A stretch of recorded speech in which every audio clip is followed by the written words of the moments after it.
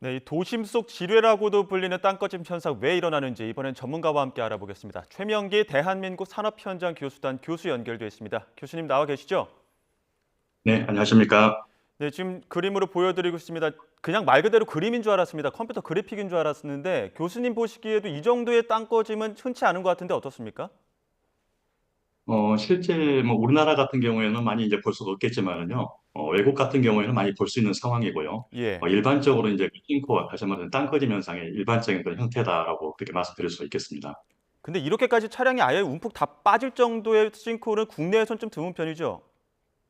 네, 그렇죠. 왜 네. 이런 일이 생긴 겁니까? 기본적으로 이제 이런 어떤 땅꺼짐이라든지 이런 싱크홀은요, 생기는 원인이 크게 두 가지 원인에 의해서 이제 발생하게 되는 거죠. 예. 첫 번째는 이제 물에 의해서 이런 현상이 많이 발생하게 되는데요. 결국은 이제 물이 뭐 외부에서 유입이 됐다든지 아니면 땅 속에 있던 이 지하수라든지 또는 땅 속에 있던 이런 상하수도관 이런 어떤 물에 의해서 이 물이 이동을 하면서 주변에 있던 이 토사들을 같이 쓸려 내려가는 경우가 종종 있죠. 그러면서 이제 땅 속에 이제 이렇게 실제 그 공동 현상이 생기는 케이스가 한 가지가 있고요. 두 번째는 실제 이제 어떤 그 지질적인 특성들, 실제 이 지역이 실제 어떤 강가라든지 또는 하상, 또는 뭐 바닷가 옆에 쪽이라든지 이런 어떤 지질적 특성에 의해서 이 현재 어떤 지하수위, 이 지하수의 어떤 그 저하, 이런 부분에 의해서 많이 발생하고 있는데요. 이번 사고 같은 경우에는 좀 더 조사를 해봐야 되겠지만, 이제 물적인 측면에서 봤을 때, 실제 그런 물이 어떤 물의 영향에 의해서 이게 발생이 됐느냐. 그러면 지금 이제 그 서울시 입장에서는 뭐 상하수도관은 없었다라고 이야기를 하시거든요. 그렇다고 보면은 결국 물은 이제 외부에서 유입됐던 물들, 또는 이제 지하에 있는 어떤 지하수위들, 그런데 아마 화면상에서는 안 나오지만은요, 이제 어제 사고가 발생했을 때 그 화면을 좀 더 보게 되면 현재 오수관으로 추정은 되는데요. 이 어떤 관이 있는 걸로 일단 보여요. 그래서 그 관에서 현재 일부 슬러지가 좀 있고 일부 좀 막혀 있는 상태에서 이제 관이 좀 파괴가 됐던 걸로 봤을 때는 분명하게 이제 어떤 물에 의한 영향은 좀 있겠다. 그리고 이제 뭐 특히 이제 7월, 8월에 이 지역에 이제 국지성호우가 굉장히 시간당 많은 비들이 내렸거든요. 이 예. 어떤 비의 영향에 의해서 집안에 침투됐던 이 현재 그 지하수 자체가 토사하고 같이 이제 쓸려갈 가능성이 있는 거고요. 일부 뭐 지금 현재 이제 오늘도 이제 방금 추가로 사고가 나왔지만 현재 이제 근처 한 170m 이격되어 있는 지점에서 현재 이제 빗물 그 펌프장 현재 공사를 하면서 이제 관로 공사가 진행이 됐다는 이런 부분도 좀 약간 있는 것 같고요. 그리고 이제 제가 추정할 때는 이게 이제 똑같은 물에 의해서 영향이 생기게 되면 지금 1차로부터 4차로까지의 뭐 어느 정도 이게 폭이 좀 확대가 돼야 되는데 지금 사고 난 걸로 봤을 때는 현재 3차선 쪽, 그러니까 이 3차선 쪽에 특히 지하매설물이 있는 위치들, 뭐 도시가스라든지 또는 뭐 현재 그 관로라든지 여기 위치에서 집중되는 걸로 봤을 때는 아마 이런 지하매설물 공사를 하는 과정에서 뭐 대매호비도 약간 좀 미흡하지 않았느냐 이렇게 좀 추정을 하고 있습니다. 예, 지금 오늘 추가로 발생한 것도 그렇고 이제 뭐 상하두가는 파열이든 아니면은 뭐 호우에 의한 것이든 물의 유입에 의해서 지금 이 땅꺼짐 현상이 발생했을 것이다 이렇게 추정하고 계시는데 그 지금 이제 교로 통제도 어느 정도 하고는 있습니다. 이렇게 보통 그 땅꺼짐 현상이 발생할 때 전조 증상도 있지 않습니까? 기본적으로 이제 전조 증상으로는요, 미리 이제 알 수가 있죠. 아마 이제 어느 정도 이 도로를 많이 운행을 하셨던 이제 그 운전자들이라든지 아마 택시 기사님 같은 분들은 아마 이 지역을 통과를 할 때 미세하게 아마 느끼셨을 거예요, 사전에요. 아마 사고 발생하기 일주일 전이라든지 아마 상당히 예. 많이 느끼셨을 아, 거고, 일주일 전에도 느낄 수 있는 기본적으로 겁니까? 이제 네, 그렇죠. 왜냐하면 이제 느낀다는 이야기는 무슨 이야기냐면요.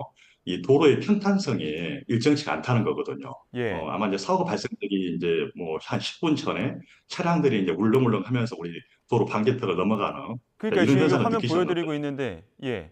말씀해 주시죠. 그렇죠. 어, 네, 그래서 실제 이건 이제 사고 발생되기 이게 울렁울렁 한다는 것은 울렁울렁 한 게 아니고요. 도로가 이미 꺼졌다는 거죠. 일부 치마가 돼 있는 상태에서 현재 차량이 쭉 오다가 치마가 됐던 위치에서 갔다가 이게 내려가고 다시 올라오면서 이런 현상이 생기게 되는데 도로가 침하됐던 이야기인데 이 치마가 급작스럽게 이제 이루어진 건 아니고요. 한 일주일이나 2주 전부터 약간씩 내려갔을 거라는 거죠. 그래서 아마 도로를 운전하시다 보면은 약간 그 위치에서 아마 약간 내려갔다가 올라왔던 느낌들을 아마 좀 경력이 있으신 운전자들은 느끼셨을 거고요. 그리고 통상적으로 이런 게 이제 발생되기 전에 이미 이제 실제 뭐 도로상의 균열이라든지 아마 이런 것들이 발견이 됐을 겁니다. 근데 이제 이건 뭐 그냥 균열이 발생되니까 일반적인 균열이겠지 이렇게 생각을 하셔서 아마 넘어가셨겠지만 이미 크게 두 가지 측면에서 이런 위험 요소를 좀 알 수 있었다 이렇게 이제 말씀드릴 수 있겠습니다. 지금 화면 보여드리는 것처럼 과속 방지턱을 넘는 것도 아닌데 마치 과속 방지턱을 넘는 것처럼 그냥 이제 평평한 도로를 가는데도 차가 꿀렁거리는 모습들이 보이고 있습니다. 지금 땅꺼짐 현상이 앞서 교수님 말씀하신 것처럼 여러 지역에서 빈번하게 일어날 수도 있는 상황이기 때문에 이러한 전조 증상을 느꼈을 때 운행자는 어떻게 해야 되는지 그리고 이러한 어떤 지자체 차원의 대처는 어떻게 해야 되는지도 좀 종합적으로 말씀해 주시죠.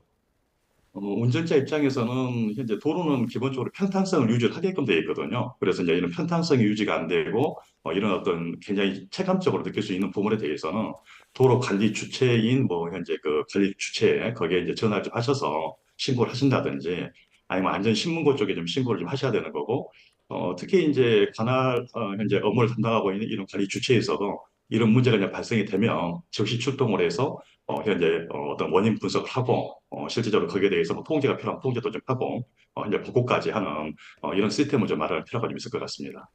예. 마지막으로 한 가지 더 여쭙겠습니다. 지금 전반적인 조사가 이루어지고 있고 주변에선 추가 치마가 있기 때문에 교로 통제도 이루어지고 있는데 추가적인 피해를 막기 위해서는 지금 현장에서 어떤 대처가 필요하다고 보십니까? 기본적으로 이제 실제 이런 어떤 땅 끊임에 대해서는 아마 이제 서울시에서도 아마 이제 제한점법에 따라서 뭐 1년에 한 번 정도는 이제 유관 관찰을 하게 돼 있고요. 그리고 이제 5년에 한 번 정도는 이제 이 지표에 대해서 이제 지표에 그 전자파를 투입했던 이런 GPR이라는 이런 물리 탐사를 하게 돼 있어요. 그럼 거기에 따라서 이제 이런 공동 현상이 있는지를 이제 이렇게 판단하게 되는데 이번 사고 같은 경우에는 올 5월 달에 이런 GPR 탐사 결과 문제가 없었는데 지금 이제 갑자기 이런 사고가 발생이 됐거든요. 그럼 결국은 GPR 탐사 이후부터 시작을 해서 지금 최근 사고 발생할 때까지 이때 어떤 집안에서 어떤 영향이 있었다. 그렇다고 보면은 실제 아마 이제 물에 의한 영향들 또는 어떤 시공 과정에서 이런 다진 부분들 이런 것들이 상당히 영향이 있을 건데 아마 물에 의한 영향이 좀 강하다고 보게 되면 아마 주로 어떤 배수에 대한 문제들, 다시 말해서 물이 도로에서 보면 배수관을 통해서 나갈 수 있게끔 이런 조치가 이루어져야 되는데 물이 갔다가 도로상에 오랫동안 체류가 될 수 있을 가능성이 있거든요. 그러면서 실제 물이 갔다 집 안으로 들어가게 되고 그 집 안에 있던 물이 현재 이동을 하면서 토사까지 같이 쓸려갈 수가 있는데 이런 지자체 입장에서는 이런 어떤 지표 탐사를 통해서 공동이 있는지, 그리고 지금 현재는 5년에 한 번 하고 있지만, 이런 시기도 좀 단축할 필요가 좀 있을 것 같아요. 그리고 어떤 시민들에게 이런 문제에 대한 어떤 제보를 받을 수 있는 그런 어떤 센터라든지 또는 그런 시스템도 좀 마련해서 즉시 출동할 수 있는 그런 어떤 개념, 그런 어떤 부분이 좀 보완 조치가 돼야 될 것 같습니다. 예, 알겠습니다. 여기까지 듣겠습니다. 지금까지 최명기 대한민국 산업현장 교수단 교수와 함께했습니다. 교수님 고맙습니다. 네, 감사합니다.